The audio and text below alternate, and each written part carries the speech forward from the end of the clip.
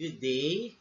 So, like I promised, so we are going to continue the asynchronous discussion through a pre-recorded video for the topic that we did not or we haven't yet discussed. And for the continuation, we already provided you the information, and we are going to start this topic or this discussion through the last topic that we had. And like I mentioned, one after the assessment or after having the assessment of the students, once checked by the teacher or their student or their classmates by means of peer learning, okay, so that obviously the students output will have their scores, okay. According to your handout, scores is a number that indicates the quantity of achievements of an individual in a test, meaning to say, for example, the given formative assessment is 5 points. Okay, and after checking of the assessment, the student A got 3 points, meaning to say the 3 points that that student A achieved is what we call our score, or should I say that's the raw score. And then the over 5, that is the total number or the total number of the assessment.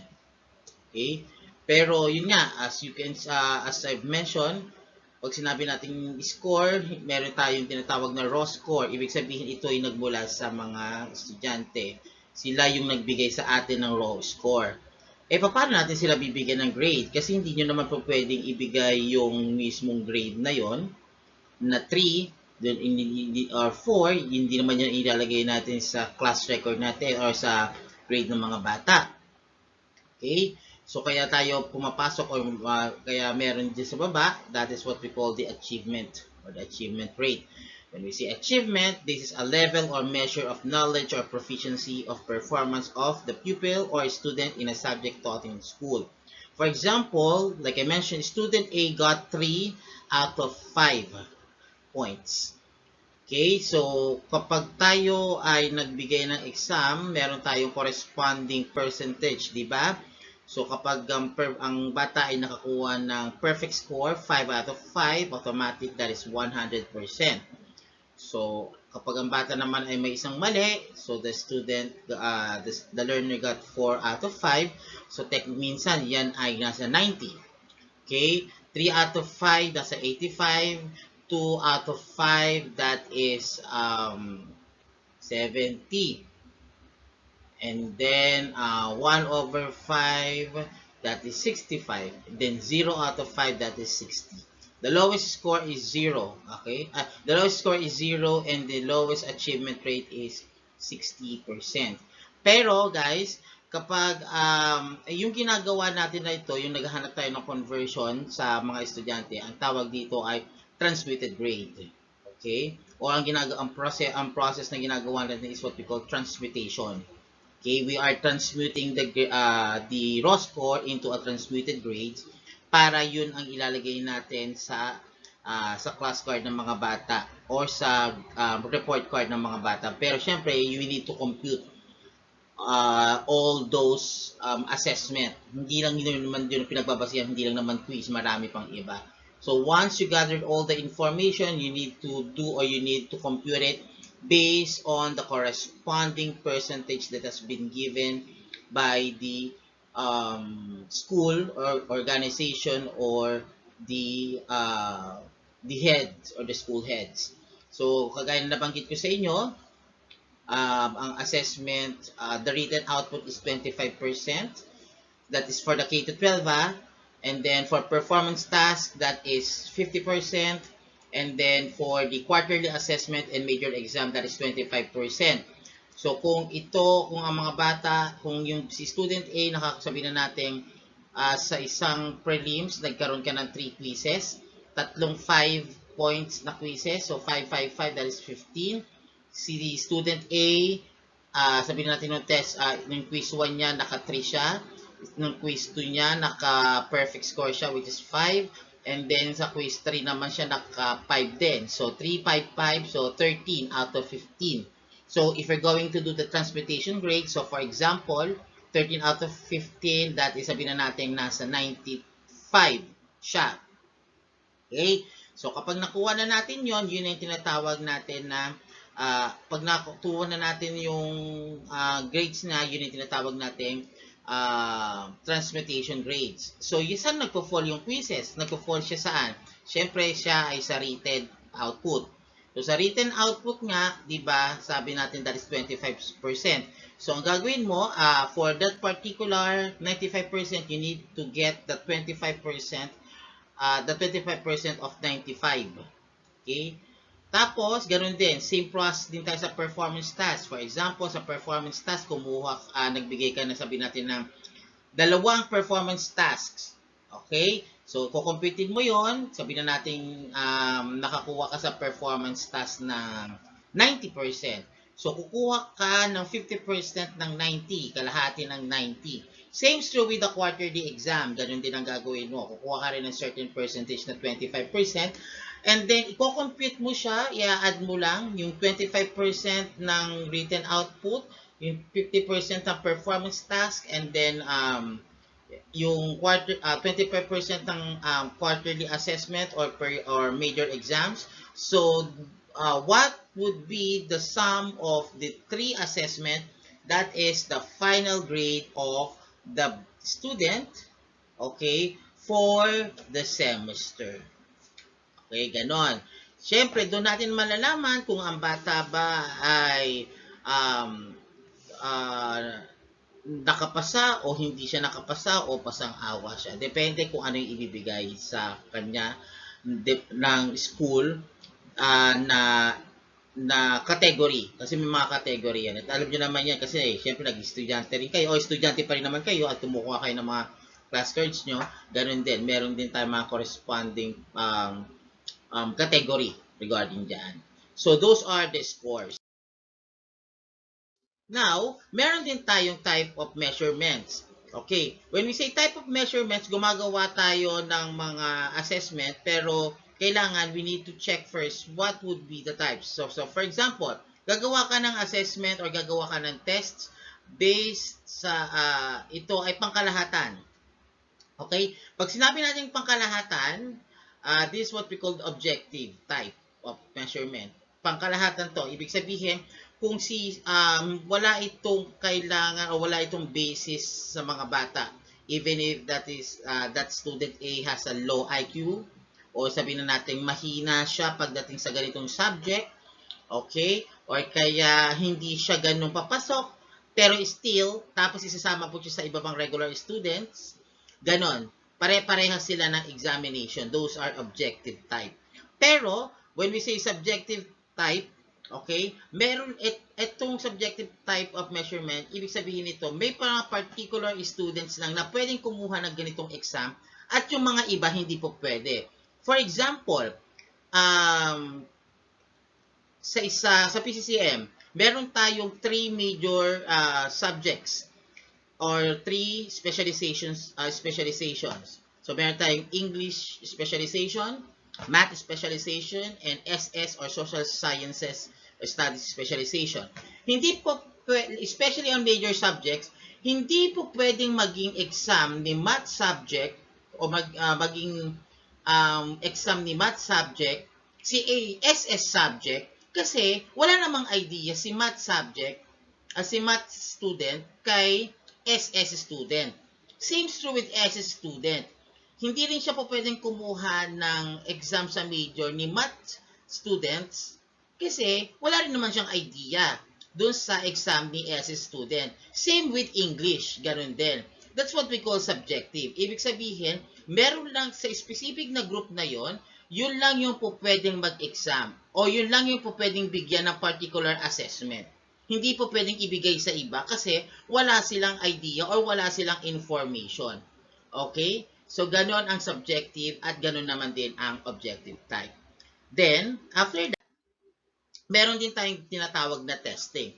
Actually, according to your handouts, so kung mababasa nyo, we do have two types of testing. The first one is the standardized testing, and the next one is the high-stakes testing. When we say standardized testing, okay, if you're going to read your handouts, it requires all test maker to answer the same question or a selection of question for a common bank of question in the same way.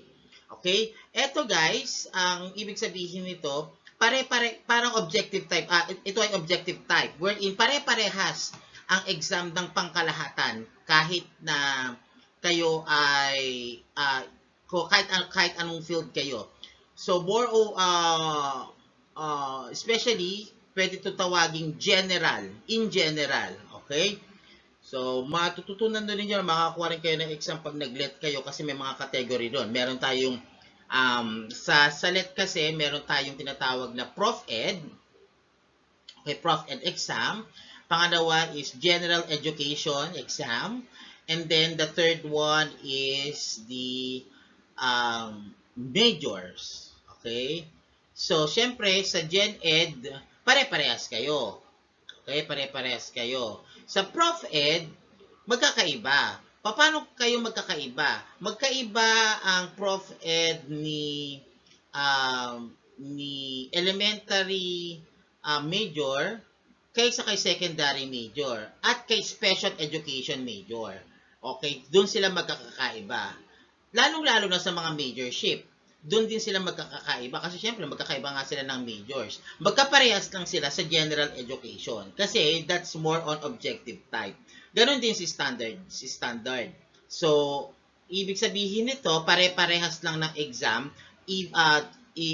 kahit anong category man nabibilang si student. But, syempre, when we say we do have the characteristics of standard testing, so, hindi tayo basta-basta gumagawa ng exam. Okay? Hindi tayo basta-basta gumagawa ng test sa mga teachers, especially for public. Because in creating the standard testing or standard test, the first one, as you can see, this exam prepared by specialists who know very well the principles of test construction. The principles of test construction will be discussed to you on the next chapter. Pero na-introduce na naman siya sa inyo. Guys, when we say specialists, these are the group of people who has a knowledge or who has knowledge in terms of creating the test construction, or especially they are governed by the principles of test construction. And then this particular person, kailangan meron silang mga degree. Okay? They know what are the ethics that governs with a particular testing or in conducting and administering tests. Siyempre, kailangan siyempre, dapat may masters ka, may lisensya ka, dapat meron kang units ng education. Okay, kailangan kung ikaw ay hindi naman education major, so kailangan maka 21 units ka para magkaroon ka ng lisensya if you are a non-education student. Okay, ganon. Dapat. And obviously, second, prepared carefully following the accepted principles of test construction. Okay, syempre naman, kung yung tao na yon, mga specialist is alam ang principles of test construction, syempre dapat yung gagawin din ng mga examination or test are also governed by principles of test construction. Then next one, this standardized testing will be given to a large number or a portion of a large population. Lalo na sa atin, okay? For example, kapag kayo, hindi ko lang alam kung meron dito departmental exam wherein kapag departmental exam kasi, lahat kayo, yung mga first year lang to, pare-parehas sila ng exam in terms of their minor subjects. Pare-parehas sila ng exam. Okay? Maliban na lang kung syempre iyon ay major. So, pag major exam, syempre, major subject, syempre, magkakaiba sila ng major. So, magkakaiba sila ng subject, mga exams. Pero dito, yun nga, ibinibigay ito sa may malalawak at malalaking populasyon kagaya ng sa public kapag nagbibigay ng, sa high school pag nagbibigay sila ng NAT or National Assessment Test or diagnostic test pag nagbibigay sila ng diagnostic test. Okay? Ganon. Ganon ang standard test or standardized testing. And then dapat it should be correlated with the other test known validity and reliability. Guys, dapat dito, ito i-discuss pa lang natin to late sa susunod, validity and reliability. This more on computation. May mga computation kasi ito na i-discuss sa inyo kung paano natin malalaman na ang isang test or the result of the test are valid and also reliable. Okay? At kailangan malaman natin yung correlation with each other. So, we will going to skip that. And obviously, the standard testing should be highly objective. Hindi lang lesson ang kailangang magbigay ng objective. Even sa examination or tests, gumagawa rin tayo ng objectives. Okay? Para syempre align yung ating mga items na gagawin doon sa mga topic na na-discuss na natin in the past. Okay? And also, have their norms computed for the purpose of comparison and interpretation. Dapat kapag gagawa ka ng exam, it should be aligned doon sa iyong mga rules and regulation. And not only that, okay? Dapat kapag gagawa ka ng exam, it should be a critical thinking and also a higher order thinking skills level. Okay? Hindi siya po pwedeng nasa low thinking skills lang na ano ba yung mga low thinking skills natin? Di ba? May mga remembering tayo, comprehensive, analysis. Okay? Yun yung mga medyo low level. Pero kailangan daw dapat nasa high level daw tayo. Ano ba yung mga high level skills natin? May application, synthesis, ayan, dapat daw nandun daw tayo hanggat maaari sa high level. Kasi syempre, yung mga remembering na yan, comprehension, this is more on formative assessment. Pero sa mga higher order thinking skills like synthesizing, what else? Synthesizing, applying, or application, ayan. So, pwede ring analyzation. Yung analyzation kasi or analyze, nasa gitna kasi siya. Okay, pwede siyang low level, pwede rin siyang high level. Depende kung paano siya gagamitin. Pero usually, yung analyzation, ginagamit siya, that is more on higher order thinking skills type, especially sa mathematics, okay, and science. Doon siya nagiging higher order thinking skills. And obviously, hindi lang natin mini-measure yung kakayahan ng bata sa pagkatuto natin kasi meron din tayong number 7 characteristic. It also measures the innate capacities and characteristic as well as the achievement. Meaning to say, okay, na hindi lang yung natututunan ng bata sa atin ang nade-develop or na-measure natin. Dahil dito sa assessment natin, na-measure din natin yung capacity ng bata in an inner self. Okay? Lahat tayo is may mga innate capacities. When we say innate capacities, pagkapanganak pa lang natin, okay, meron na tayo nito. Okay? Meron na tayo. Ang kailangan na lang natin gawin is, it's either pwede natin siyang paunlarin o pwede natin siyang baguhin. Depende doon sa mga taong nakakasalamuhan natin at sa mga bagay na natututunan natin. Ganon ang sinatawag na innate capacities. So, ibig sabihin daw, in providing the standard tests or standardized testing, you need also to make sure that it also measures the innate capacity of the learners and the students. And also, this standard testing intended to be used for a long period of time. Paano ba nangyayari ito? For example, ang discussion ditong taon na to is more, sabihin natin, ang topic ay science. Okay? So, science, sabihin natin, wala naman na bago sa discussion ng science. Okay? So, next year, pwede mo siyang kuhanin, pero hindi mo siya pa pwedeng, kopyahin. Kasi baka mamaya, magkaroon ka ng plagiarism case. So, ang gagawin mo lang is, pwede mong kumuha ka ng idea sa previous exam na yun, and then pwede mo siyang i-revise. Pero, the sense of that particular item is still there. So, ibig sabihin, pwede mo siyang, nagagamit mo siya o pwede mong ma-reuse yung ginamit mong exam. Pero dapat, you have to make sure na na ito ay nabago o na-revise mo na muna. Okay? So, ayun. Excuse me. And then, meron din tayong, aside from this one, the characteristic of standardized testing, it should be accompanied by manual or instruction or how to administer the score of the test. So ito more on directions and instructions to. Guys, if ever that you will going to make an examination, make sure the directions and the instructions that you will indicate on the exam are clear. Hindi po pwede na magpapa-exam ka pero wala kang directions. Kasi parang given na naman yung kaya naman ng mga bata yan. Hindi. Kahit yan ay formative assessment, kahit yan ay summative assessment especially, dapat ikaw ay dapat alam mo kung na magbigay ng tamang instruction and direction sa mga bata. And obviously, kung gusto mong ibigay o ipahiram ang iyong exam, it can also be generally copyrighted for as long as pinapayagan mo yung estudyante o kung sino man yung mag-reproduce ng iyong standard ng iyong examination or assessment na ginawa. Pero syempre, that is subject for approval pa rin. Lalong-lalo na kapag ang exam na ginawa ninyo ay sinubmit nyo na sa inyong mga division heads, okay? May possibility kasi na hindi na yun po pwede. Pero syempre, depende pa rin dahil kayo naman din ang gumawa noon. Pwede pa rin siya mag-copyright. Pero yun nga lang, kailangan ng tinatawag natin, alam nyo na to, citation pa rin, na meron kayo participation doon sa ginawa, especially kung talagang kinopya. Pero kung may revision, pwede namang i-cite kayo, pwede rin namang hindi, depende naman, kasi assessment pa rin naman to. For ano lang yun, for research purposes lang. Then, meron tayong tinatawag na high-stakes testing.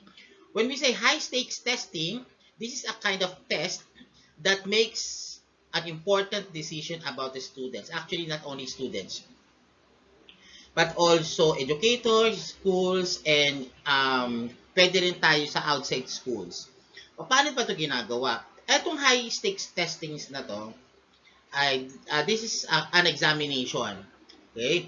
Examination that can be decided whether you will be or will not be able to make it. Ang pinagbabasihan lang dito ay kung ikaw ba ay mataas o hindi. Kung pasado ka ba o bagsak ka. Kung mabibigyan ka ba ng parusa o hindi. Kung ito ba ay ang magsisilbing pag-angat mo o ito ba ay magsisilbing pagbagsak mo. Okay? For example, sige, isa tayong example, doon pa rin sa LET. Okay? High-stakes testing ang tawag sa mga examination natin sa LET. Kasi obviously, kapag ikaw ay nag-exam at sabihin na natin, ang benchmark kasi sa exam is 75%. Kapag naka-75 ka, pataas, obviously, ikaw ay guaranteed na meron kang lisensya. Okay, that's the best example of high-stakes testing. For those teachers or new teachers who take the licensure examination for teachers and got the average score of 75% and above, automatically they will achieve the title of being a licensure teacher or licensed teacher. Okay, ganon ang mangyayari. Ano pa, kapag sa trabaho naman, pag maghahanap ka ng trabaho, especially kung that's office work, hindi ka naman basta-basta mapapapasok by giving your CV or your curriculum vitae. Kailangan mo rin syempre mag-exam or mag-test. Aptitude, wala naman problema sa aptitude test kasi hindi naman siya nai-scorean. Ang nai-scorean lang din dito is yung mga abstract, mga general information, just like kung paano ka mag-add, paano ka mag-subtract, paano ka mag-compute ng sequence, ng series, paano ka gumamit ng mga grammar mo, ng paragraph construction, etc. and etc. Once you submit or once you pass those particular tests, obviously meron ka ng trabaho. Ganun din. So that's also a best example of high-stakes testing. Siyempre, meron din tayong types of testing. But this type of testing has been already added to your handouts. You only need to do is to read this information and do a self-assessment or self-review. Okay, I don't need to explain these 4 tests because these tests are all self-explanatory. Okay? So, pakicheck na lang siya sa handouts ninyo. Now, dito tayo sa evaluation. When we say evaluation, this is a systematic procedure of determining the quality of the results of measurement with the end view of improving and maximizing the acquisition of desirable educational outcomes such as knowledge, skills, attitude, and habit, as well as placing the learners in their proper curricular years in educational ladder. Guys, dito naman, ang ibig sabihin nito, evaluation na ito eh. Ang evaluation, paano ba natin ginagawa yung evaluation? Kapag tayo ay nagbigay ng exam at kapag nakapag-record na tayo mga teacher, that's the time na bibigyan mo sila ng feedback. For example, ang bata, siyempre, kapag siya ay bumagsak, sabihin natin na nakakuha siya ng 73%. Siyempre, ang anong kulay niyan? Siyempre, ang kulay niyan ay kulay pula. Okay? At kapag ang card ay may kulay pula, syempre, obvious naman na bagsak ka sa ganitong subject. Eh kapag ang malala nito, kapag 4 yung pula sa subject na parang inupuan ng babae may regla ang card, syempre, ang automatic yan na ang grade ng bata in general weighted average or the GWA, obviously that is pasang-awa or bagsak. Ganun yun. Pero, syempre, sabi nga ng DepEd, no child left behind.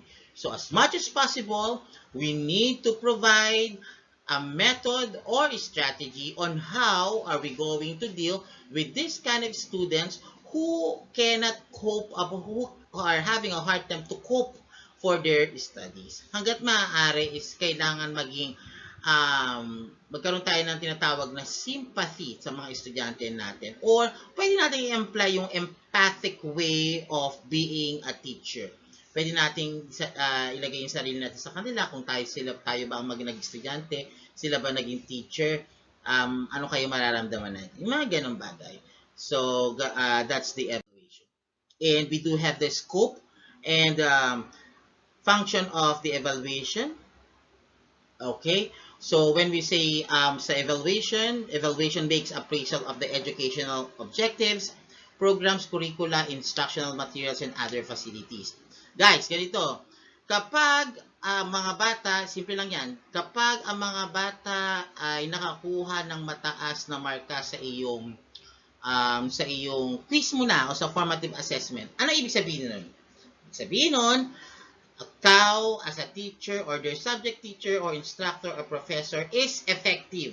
Not only effective, your teaching objectives or lesson objectives for that particular day is effective, and also the instructional materials that you use is also effective. Okay? And then the manner that you provided to your students are all effective and efficient. Okay? So, all you need to do is to what? Siyempre, kung yun ay all positive marks, so siyempre, all you need to do is to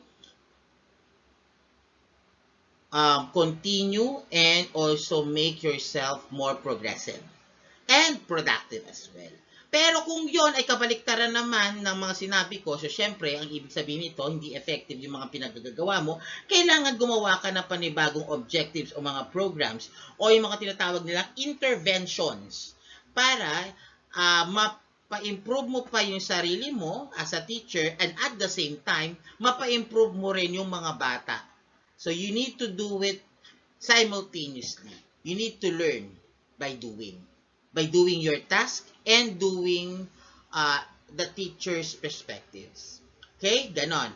And next one, evaluation makes the appraisal of the teacher, his methods and his strategies, attitudes, and values. Like I mentioned, kapag ang bata is natututo, okay, nagtatap sa klase, siyempre, hindi lang naman yung bata ang i-appraise dyan. Siyempre, pati yung advisor at yung teacher. Lalo na yung teacher na nagturo sa ganitong subject. Ang galing naman ng bata nito sa math. Siguro mahusay din yung teacher niya sa math magturo. Okay? So, pag gano'n nangyari, ibig sabihin, plus points ito sa ating mga teachers na meron tayo productive na bata at natututo. Okay? And obviously, evaluation appraises the learner. Paano ba nangyayari yon? Siyempre, Kapag ang bata, tumaas ang marka, that is also, nakaka-boost yan ng moral, di ba? Kapag ikaw napasa mo yung pinakamahirap na exam, okay, nakaka-boost na yan ng moral. Even ako, sa sarili ko, nung nag-exam ako sa LET, I don't know, hindi ko alam nga. Alam ko na sa sarili ko na hindi ako papasa kasi hindi ako nag-review. Kasi I was working before sa sa bangko, kaya hindi ko na kailangan, sa bangko at saka nag-call center din ako. Bago ako nagbangko, bago ako call center, nagbangko muna ako. Tapos nag-call center din ako para ma-enhance yung aking communication skills. Pero wala talaga akong chance para mag-review or mag-review school. Or kahit mag-self-review, wala. It's such that, sabi ko, medyo matagal na kasi na kailangan ko na kumuha ng let. Lagi ko sinasabi na kukuha ko ng let, pero hindi ko magawa kasi busy nga ako noon. Pero nung time na yon or yung year na yon, sinabi ko na kailangan ko na kumuha ng let. So, kinuha ko lang. Ang panata ko sarili ko is kukunin ko yung kukuha lang ako ng review school or mag-review school lang ako kapag bumagsak ako sa let. Okay? Kasi nga wala naman talaga akong alam. Ngayon, sinubukan ko lang na magkumuha ng exam. And luckily, I passed. First take. Okay? Walang review. Effort lang talaga. Okay? Kung ano lang, stock knowledge. Marami lang tayong na-stock na knowledge nung tayo ay nag-aaral. Nagkataon lang talaga na nakapasa ako. Pero syempre, hindi yung nagkataon na nakapasa. Baka sabihin nyo, chamba lang. Hindi naman yung chamba, syempre. Nung mga panahong ako'y nag-aaral, alam ko naman sa sarili ko na masipag talaga akong mag-aral. Okay, at lahat naman na itinuturo sa akin ay nasa loob ko pa rin naman. Kaya, hindi naman yun nawawala. Okay, ganun kasi dapat. Kung talagang malakas na ang loob mo or malakas ang loob mo. Pero, ngayon, syempre, dahil tuloy-tuloy na yung klase ko, yung trabaho ko as a teacher, so syempre, bumabalik na lahat ng mga, nakabalik na actually. Nakabalik na lahat sa akin yung mga ideas on how to become a perfect, not actually perfect, effective and efficient teacher. Ganun. Okay, just asking or just sharing my thoughts. And also, and as an evaluation, it makes appraisal of the public relation of the school. Guys, syempre kapag ang mga bata, sabihin sa PCCM, di ba ang dami nating graduates? At ang dami rin nating pasado sa LET? Okay, kapag marami tayong pasado sa LET at nakalagay doon sa tarpaulin ay 100% achievement rate or passing rate, so ibig sabihin nito, yung effectivity or yung effectiveness ng mga teachers sa ganong school is very good, is achievable. Ibig sabihin, itong school na to kayang mag-produce ng mga professionals. Okay? Pero syempre, kung ang mga vice versa, kapag ang school mo ay hindi nakakapag-produce ng mga professionals, so bababa ang value ng professional stake sa ganitong eskwelahan. So, kaya hanggat maaari, kailangan makapag-produce ang school ng mga professionals or group of professionals. Okay? And also, evaluation makes appraisal of the achievement scores of the learner. Okay? Kagaya na nabanggit ko, obviously naman, kapag ang bata mataas ang rate, mataas ang score, syempre mataas din ang kanyang achievement scores or ang tinatawag natin transmitted grades. Kasi alangan namang mababa yung score mo at taas ng achievement scores mo or transmitted grades mo, lokohan ang tawag doon. Magic grade ang tawag doon. So, pero tayo mga teachers, hindi tayo nagba-magic grade. Kasi trabaho natin bilang mga professionals ang mag-compute ng mga grades. At yan ay isa sa mga grounds for dismissal sa ating posisyon kapag nalaman ng DepEd at CHED na tayo ay nagmamagic ng grades. Siyempre sa principal pa lang, chine-check din yan. Kaya hanggat maaari, wag nyo, pag naging teacher kayo, don't you ever dare to make a magic grades. Okay? Madali lang naman magturo eh. Ibibigay mo lang yung mga thoughts, babasahin mo lang, gagawa ka ng assessment, then record mo. That's it, tapos. Okay, then next week or next day, ganun din naman ang gagawin mo. Wala namang masama kung ginagawa natin ang trabaho natin ng tama. Okay? Sa atin din naman ang balik niyan in the long run. And obviously, evaluation conducts research. Okay? When we say evaluation conducts research, whatever output you will receive in a particular assessment, so pwede tayo mag-conduct ng specific research. Paano 'yon? Kung sabihin na natin gamitin natin ng May Kawayan River. Okay? So, actually, you don't need to do an evaluation. Kasi alam naman natin na Mikawayan River is one of the dirtiest river in the whole world. Okay? So, obviously, kapag gano'n nangyari, you need to conduct a research regarding on how